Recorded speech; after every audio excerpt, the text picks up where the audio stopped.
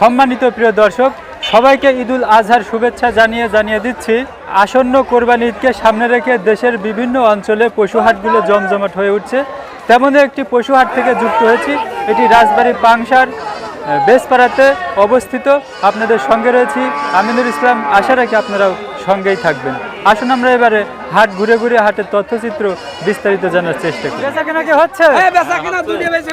এই দুইটা বিক্রি হয়েছে। 1,30,000 বেচছি, এটা 1,17,000 বেচছি। দুইটা বেচছি এই জোড়া। এই যে 1,30,000 আর 1,17,000।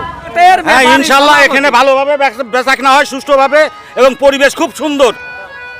এবং দূর দূরান্তের ব্যাপারীরা এবং ক্রেতারা কি কি সুবিধা পাবে? দূর দূরান্ত সুবিধা রয়েছে, আসা যাওয়ার ব্যবস্থা আছে, খাওয়া দাওয়ার ব্যবস্থা আছে।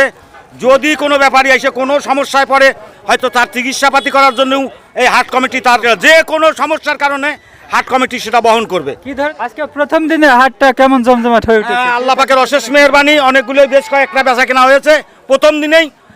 আশা করছি এবছরে গত বছরের চাইতে আরো বেশি বেচা কেনা হবে। ছাগল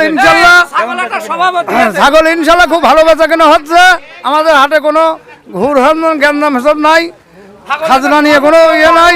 খুব ভালো। প্রথম দিন ছাগল কেমন উঠেছে? ছাগল ভালো ওঠে, খুব ভালো ওঠে। কেমন বেচা কিনা হলো? ভালো বেচা কেনা হয়েছে। এখন পর্যন্ত কত দামের ছাগল বিক্রি হয়েছে? 25,000 টাকা।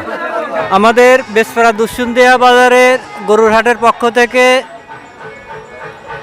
গরু অনেকগুলো গরু উঠছে। একটা গরু, দুইটা, তিনটা গরু বিক্রি হয়েছে। ছাগল বিক্রি হয়েছে 5টা। আজকে তো